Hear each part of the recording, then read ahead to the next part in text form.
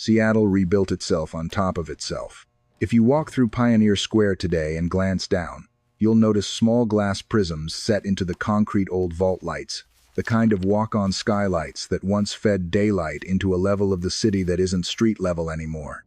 What looks like a quirky sidewalk detail is really a clue. The original storefronts are still down there, one story beneath your feet, sealed off like a pocket of time that the modern city learned to step around. I didn't start this work hunting underground cities. I was reading the boring stuff, grading plans, sewer maps, streetcar alignments, the ordinary paper trail of how American cities snapped from horses to highways in what feels like a blink. Then I found the photographs and the videos people post when they stumble into these spaces. A phone camera panning across Seattle's buried brick arches. A shaky flashlight beam sweeping over Cincinnati platforms that have never heard the footfall of a commuter. A wide-eyed vlog whispering about how you can ride past New York's abandoned City Hall station if you stay on the train and pretend you don't exist. The more I looked, the more a pattern refused to stay hidden. American cities have been built in layers. The surface is only the newest draft. Beneath it, earlier versions persist, sometimes preserved, sometimes rotting, often ignored until a tour guide, an urban explorer, or an algorithm drags them back into view. Start with Seattle, because the mechanism is so blunt you can see the gears turning. On the 6th of June 1889, a mistake became a catastrophe. A pot of glue, a stove, sawdust on the floor, a flame that found a draft and ran. The fire jumped building to building, helped along by exploding alcohol and the kind of wooden density that made 19th century business districts burn like stacked matchboxes. Water pressure collapsed when volunteers tried to fight the blaze with too many hoses at once. By morning, dozens of blocks were gone. The loss figures read like an antique ledger. But the consequence was modern. The leaders of a growing port city faced a choice about what kind of place Seattle would become. The official version is practical and it's not wrong. Seattle sat on tidal flats. Streets flooded. Sewage didn't drain. Mud swallowed wagons and then swallowed the new era's wheels. After the fire, the city decided to raise the streets of the commercial district around 12 feet in places so gravity could finally do its job and the downtown could stop drowning itself. What gets overlooked is how fast that decision hardened into concrete, and how strange the transition must have been for anyone living through it. Property owners didn't wait for the raising to finish. The economy was already pulling them forward. They rebuilt on the old grade, fully aware that their new ground floors would become basements once the streets rose. For years, Seattle functioned as a split-level city. Sidewalks floated above old storefront doors. Pedestrians climbed ladders. New wooden walks bridged gaps and created hollow corridors, tunnels as tall as rooms between the old ground and the new. To keep those buried spaces from turning pitch black, the city and building owners embedded vault lights into the new sidewalks. Little prisms designed to scatter daylight into the underlevel. Over time, some of that glass shifted toward a purple tint as the materials aged in the sun, which is why the sidewalks can look like they're studded with bruised gemstones on a bright afternoon. For a while, the undercity still lived. Businesses stored goods below. People moved through the passages. The old level remained a kind of service layer. Then public health panic and civic image management turned that layer into a liability. In 1907, the city condemned much of the underground fear of rats, fear of disease, fear of what visitors might think with a major exposition on the horizon. The effect was cleaner than demolition. Seal the entrances, block the windows, write a new normal above it, and let the earlier Seattle become someone else's problem. When you ask locals about it today, you get two saddles at once. The official one, with its carefully summarized story of fire and flooding and engineering, and the other one, the version you hear in tour reviews, in ghost hunt marketing, in YouTube travel edits that lean into the thrill. People describe the moment a guide turns off the lights, and the vault prisms still glow faintly overhead. They talk about feeling a temperature drop that seems too sudden to be explained by weather. They laugh about the city hiding a hole downtown like it misplaced it. The social media version is messy and emotional, but that's part of why it sticks. It turns infrastructure into a sensation. It makes you feel the layer shift. Seattle isn't unique. Once you start looking down, the country's older cities begin to look like palimpsests, old writing scraped off and overwritten. but never fully erased. Portland's underground is the most contested because it sits at the intersection of verifiable architecture and irresistible legend. The tunnels and connected basements beneath Old Town and Chinatown exist. You can walk through portions of them on tours. What happened in them is where certainty fractures into story. From the mid-19th century into the early 20th, Portland was a rough port where ships arrived with crews depleted by months at sea. Captains needed bodies, and criminals discovered there was money in supplying them. Shanghaiing, or crimping, meant drugging or intoxicating men, often sailors, sometimes just unlucky drifters, and delivering them to ships in exchange for a fee. The real history is grim enough on its own. The legend adds mechanisms. Trapdoors in saloon floors, secret passages to the waterfront, holding cells carved into walls, an entire human trafficking logistics system operating beneath the street while the city pretended not to notice.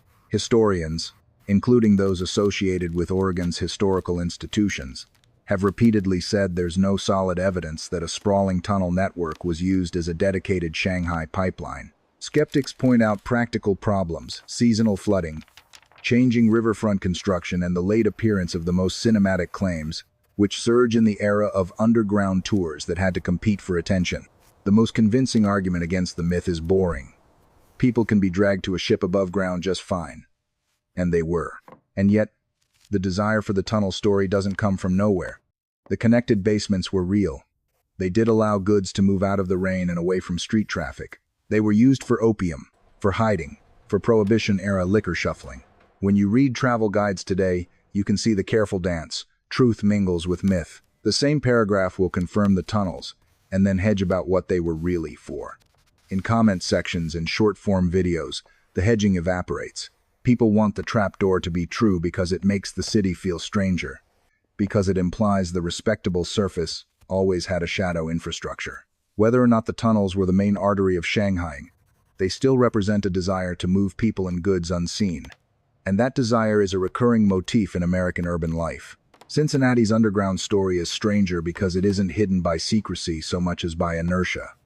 It was built in the open, finished enough to be obvious, and then abandoned before it served its purpose. In 1916, Cincinnati voters approved a bond measure to build a rapid transit loop, an ambitious subway that would run largely along the drained bed of the old Miami and Erie Canal. Using a canal trench as a subway corridor was an elegant hack, cheaper than drilling through rock, neatly aligned through the city's spine. Construction began in 1920. By the early 1920s, miles of tunnel existed. Stations were formed beneath streets, platforms waiting, concrete work done with a confidence that assumed a future. Then politics and economics did what engineering couldn't. World War I-era inflation turned budgets into fantasies. Administrations changed. Suburban negotiations stalled. By the time the late 1920s economy began to wobble and then collapse, the subway was easy to classify as a luxury the city could no longer afford. Central Parkway opened above the tunnels in 1928. A celebratory surface solution laid directly on top of the unfinished promise. Today, Cincinnati's abandoned subway is still there beneath the boulevard, maintained because the structure supports what sits above it. A large water main was installed in a tunnel because it was cheaper than excavating a new path. During the Cold War, an unused station space was adapted as a shelter. If you read about it online, you'll find the same reaction repeated in different voices. Disbelief. How does a city build a subway and just stop? People post grainy photos from sanctioned peaks and unsanctioned adventures. They argue in forums about whether it could ever be revived. They use it as a symbol of everything the 20th century chose to value: cars, roads, individualized movement over the shared efficiency of mass transit. New York takes the theme of magnificence and abandonment and turns it into a small, precise wound beneath the world's most famous transit system. The first subway line opened in 1904, and at its southern end sat City Hall Station, designed not merely to function but to impress. Arched tile vaults, skylights, brass fixtures, an underground room built with the ambition of a civic cathedral. The point was to announce that New York had entered a new technological era without surrendering beauty. The station closed in 1945. The official reason is again practical. The platform sat on a tight curve, and could not safely accommodate longer trains. The subway grew.